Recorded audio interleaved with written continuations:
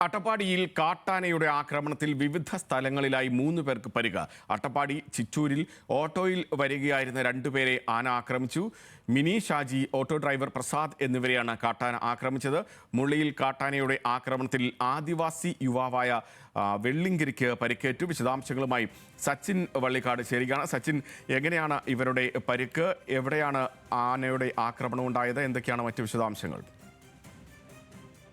ഇന്ന് പുലർച്ചയോടുകൂടിയാണ് അട്ടപ്പാടി മേഖലയിൽ വിവിധയിടങ്ങളിലായി കാട്ടാനയുടെ ആക്രമണം ഉണ്ടായത്. അതിൽ 3 പേർക്കാണ് നിലവിൽ പരിക്കേറ്റിട്ടുള്ളത്. അട്ടപ്പാടി ചിറ്റൂരിൽ നിന്നും ഓട്ടോയിൽ യാത്ര ചെയ്യുന്നതിനിടെ ചിറ്റൂർ സ്വദേശികളായിട്ടുള്ള മിനി ഷാജി, ഓട്ടോ ഡ്രൈവർ പ്രസാദ് എന്നിവർക്ക് കാട്ടാനയുടെ പരിക്കേറ്റു. ഇവർ സഞ്ചരിച്ചിരുന്ന ഓട്ടോയ്ക്ക് നേരെയായിരുന്നു കാട്ടാനയുടെ ആക്രമണം ഉണ്ടായിരുന്നത്. ഇന്ന് പുലർച്ചെ 5 മണിയോടുകൂടിയാണ് ഇവർക്ക് നേരെ ആക്രമണം ഉണ്ടായത്. അതേസമയം അട്ടപ്പാടി മുള്ളിയിൽ പുഴയിലേക്ക് കുളിക്കാൻ വേണ്ടി പോയിരുന്ന ആദിവാസി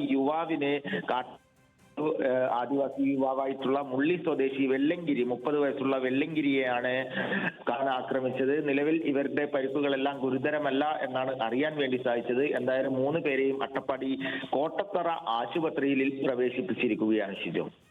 സച്ചിൻ വള്ളിക്കാടാണ് പാലക്കാട് നിന്നും വിശദാംശങ്ങൾ നൽകിയത്. ഇനി